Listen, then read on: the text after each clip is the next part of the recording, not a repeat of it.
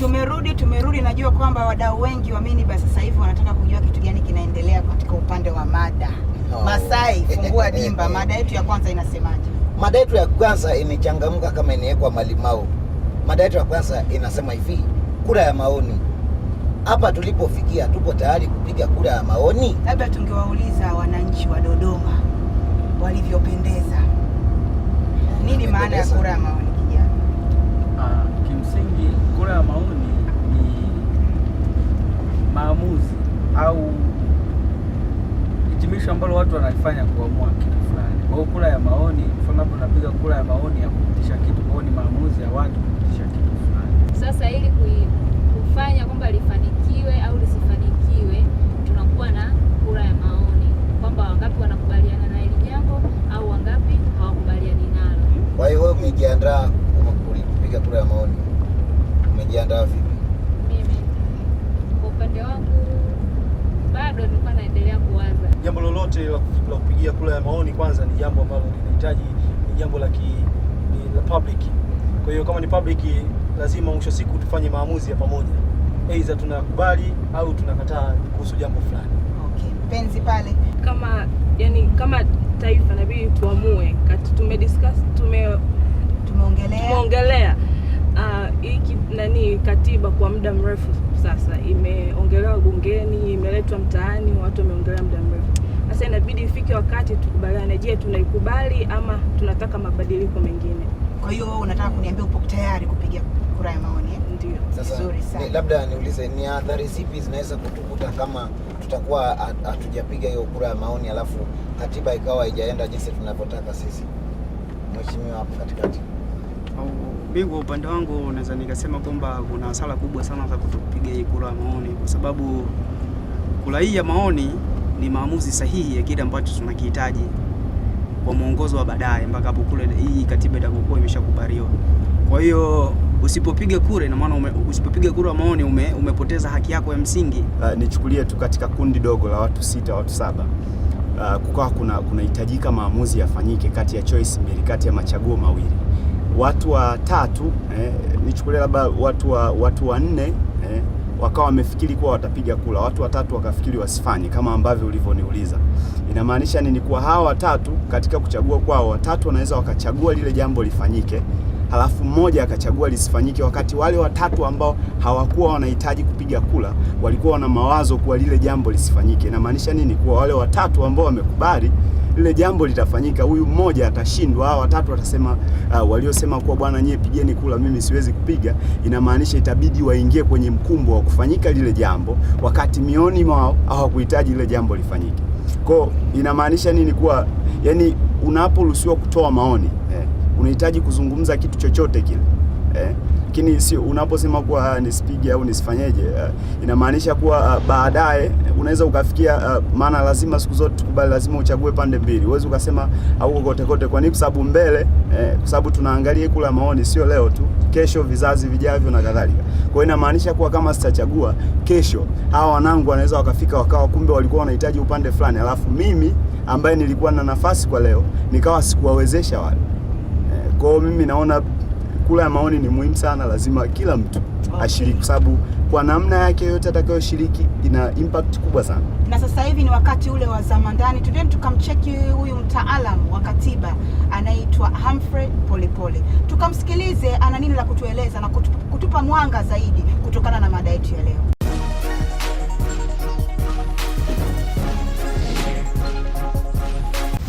Kura ya maoni maana yake ni kufanya uamuzi wewe kama Mtanzania peke yako kwamba yaliyomo katika katiba inayopendekezwa wewe kwa hakika na umejiridhisha kwamba ndiyo hayo yatakayolitoa taifa letu leo na miaka 50 inayokuja.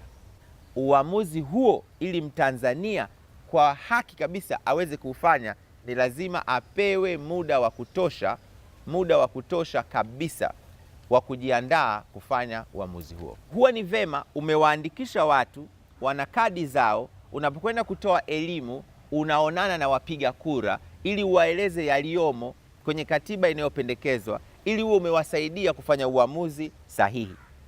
Baada ya kuwa umewaeleza kwa muda uliowekwa na sheria, Sasa uwaache wananchi hawa wasikilize hoja mbalimbali zinazopingana kwamba katiba inayopendekezwa ni nzuri, inastahili kura ya ndio, au katiba inayopendekezwa ni mbaya na inastahili kura ya hapana. Kwa siku 30 kabla ya kura ya maoni utakuwa na zoezi la kuandikisha wapiga kura linaendelea kwa takriban siku 15 zilizobaki au zaidi. Utakuwa na zoezi la kuwaelimisha Watanzania juu ya katiba inayopendekezwa kwa umakini mkubwa, wakiwa darasani ama chini ya mti ama mashambani, wakimsikiliza mwalimu akiwa na bango kitita, akiwaeleza sura ya kwanza inasema nini, sura ya pili inasema nini, maana yake nini, wakiuliza maswali na wakipewa ufafanuzi. Sasa vitu vyote hivi ukivirundika ndani ya miezi 2 na siku 15, halafu ukizingatia kwamba hiyo katiba inayopendekezwa kwa namna ambavyo iliandaliwa haikuheshimu misingi ya muafaka na maridhiano, taifa letu limegawika zaidi kuliko kuwa kitu kimoja. Mtizamo wangu ni kwamba tuna changamoto nyingi zaidi kuliko fursa kuielekea kura ya maoni. Natumaini kwamba mmepata mwanga wa kutosha na mpaka sasa hivi mmeelewa nini maana ya kura ya maoni na kwamba ni haki yako. Kutokana na alichokuwa anasema katika Zamandani, unakubaliana naye nini na unakataa nini? Yeye anasema unaweza ukatosha, lakini mimi naona kama vile muda ni mchache. Kwa nini unasema muda ni mchache? Kwa sababu ya movement za raia, ndio. Alafu na kitu kingine ni kwamba kuna tatizo ambalo linawakuta sana especially wanafunzi. Najiandikisha leo nipo UDOM, najiandikisha leo nipo CB, lakini siku ya kupiga kura nimeshamaliza chuo, au nipo likizo, au nipo field, sipo eneo la chuo. Kwa hiyo inapotea. Umejiandikisha, una nia ya kupiga kura, lakini unakosa nafasi kutokana na mazingira. Lakini kitu kingine ni kwamba ambacho tulikiongelea mwanzoni kwamba nipige au nisipige. Kupiga ni lazima, na kama unasema sipigi, basi nenda kapige afu kaseme sitaki, siipitishi kuliko kukataa. Kwa hiyo elimu inatakiwa itolewe zaidi kwa watu wajue, yani umuhimu wa kura ya maoni. Mtu baadaye anaweza asipige afu akaanza kujilaumu, kura yangu moja ingesaidia. Kwa hiyo mimi naona elimu itolewe zaidi kwa wananchi. Kama watu wakipata taaluma vizuri, watu wakajua kila kitu, yani kuwa hivi hapa na hivi hapa, kama utapiga kula itakuwa ni hivi, au ukipiga kula faida yake ni ipi, itasaidia sana. Elimu ya kwanza hapa inatakiwa wananchi wajue kwanza umuhimu na haki ya kupiga kura. Kwanza mtu atambue kwanza kupiga kura ni haki yake. Alafu kitu cha pili, watu wafahamu wanachoenda kukipiga kura, wajue elimu yake ni nini na umuhimu wake ni nini. Kwa hiyo nadhani tuangalie hichi kitu, watu wanabidi waelimishe, sio tu kwamba kupiga kura, ila waelimishe juu ya umuhimu wa kupiga kura na umuhimu wa katiba. Kwamba serikali kwani haifanye maki? Serikali imejitahidi kutoa hiyo elimu. Jitihada gani nyingine mnaona kwamba zifanyike labda? Kwanza kimsingi lazima tuelewe kwamba hii nchi ni yetu sote. Kuna watu wachache wameodhi utaratibu na huu mchakato wa katiba. Yaani wanakimbiza. Swala ni tunakimbilia wapi? Kwa nini tuharakishe? Unaona? Sasa sijui wanaofia nini, lakini anachokiona kwamba wameweka siasa kwa sababu wenyewe ndio wana madaraka, wana nguvu. Wanafanya kama wanawahi, wanakimbia wakati elimu bado. Na huu ndio uhalisia kwamba watu wengi hawaelewi hata kilichopo kwenye ile rasimu inayopendekezwa ni nini. Kwa sababu unapozungumzia elimu, je, tunatoa elimu ipi? Tunatoa elimu ya kuhusu katiba, tunatoa elimu tumuelimishe mtu aje ajiandikishe kwenye daftari la kudumu kwa ajili ya kupiga kura, na huyu mtu akiwa katika mazingira gani? Umeelewa bwana? Sasa ukija katika swala zima la kumpa mtu elimu, je, tuna remoteness area? Kuna watu wako vijijini huko kufikiki kabisa. Huyu mtu tunamsaidia vipi? Mimi naona muda ni tatizo sana. Angalia idadi ya Watanzania, angalia na vitu ambavyo yani yale maoni ambayo watu wanataka kuyatoa. Sawa? Ni mengi, ni marefu na yenye muhimu. Na kwamba na tena nakuja napata wasiwasi kwamba inakuaje kama toka labda nichukulie kwa muda wa miaka 10 uliopita. Sawa? Au nichukulie kwa muda alioongoza huyu rais aliyopita, huu muda alioongoza. Kama pamoja yani serikali nzima imeshindwaje kutumia huo muda mrefu kuwaelimisha watu, sawa? Kuwaelimisha watu juu ya katiba ni nini, waijue hata katiba ya nyuma ni nini, na afu ili wakishaijua ile pale watajua kwamba mapungufu yako wapi. Watanzania tulio wengi, mimi mwenyewe nilikuwa kwanza, yani ile katiba ya kwanza sijui yani vizuri sana. Umeona? Serikali unataka kuniambia kosa lako mwenyewe. Katiba sisi zinauzwa kila sehemu. Ndio zinauzwa kila sehemu, lakini sio kila mtu ana uwezo wa kuinunua hiyo katiba. Sawa? Jamani. Kununua top unaweza. Kwa katiba ambayo inakuhusu uiweze. Ongelea kwa yani katika ile majority. Watanzania walio wengi sio matajiri, sawa?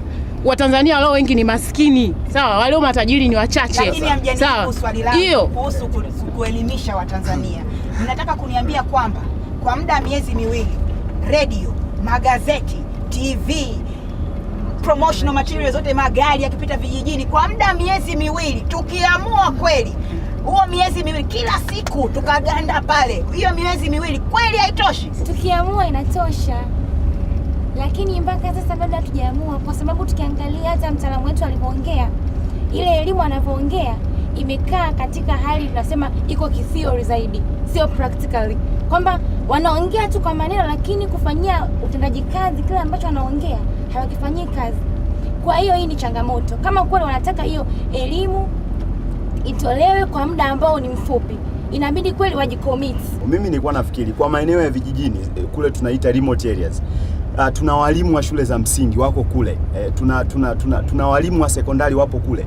Hawa walimu ni kutengwa mafungu, ingawa naofia sana kwa muda huu kama mafungu yataweza kutengwa hapa, yanaweza yakawa makubwa na, lakini nilikuwa mimi nafikiria kuna mambo ambayo yanafanyika kule vijijini. Tuna maafisa kilimo ambao huwa wanaenda wana visit kwenye maeneo ya vijijini huko, wanaenda wanasimama, wanawaita wanakijiji, wanazungumza kwa muda mchache tu.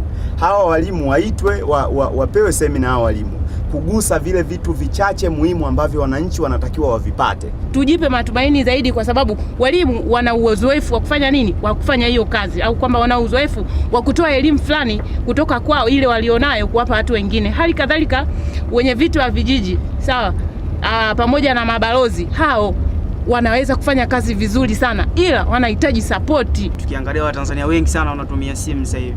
Mimi na uhakika tukitumia makampuni ya simu kufikisha hiyo elimu itakuwa rahisi zaidi kuliko kuwatumia watu ambao hao wanaendelea kutula sisi wa Tanzania. Serikali jitahidi sana kutoa matangazo na kuelimisha wananchi, kwa sababu kuna asilimia kubwa ya wananchi wengine wapo kijijini. Kuna vijiji vingine, kwa mfano Dodoma huko, ukienda ndani kabisa huko watu hawajui hata ulimwengu unaendaje. Kwa hiyo kama yani serikali ikaamua kwa hizi siku labda miezi miwili iliyobaki wabembeleze sasa tubembeleze, yani kwa namna hiyo, yani labda iende kijijini huko, ikaenda na madefender manini yani vitu kama hivyo, kama watu wengine watumia hata wanamuziki, umeona, tukaenda sehemu Diamond anakuja, sijui kina nani wanakuja, yani watu mbalimbali, watu watakuwa motivated, wataenda vitu kama hivyo. Kwa hiyo kwa muda mfupi, yani wakiamua hata wiki mbili watakava hata vijiji vingi.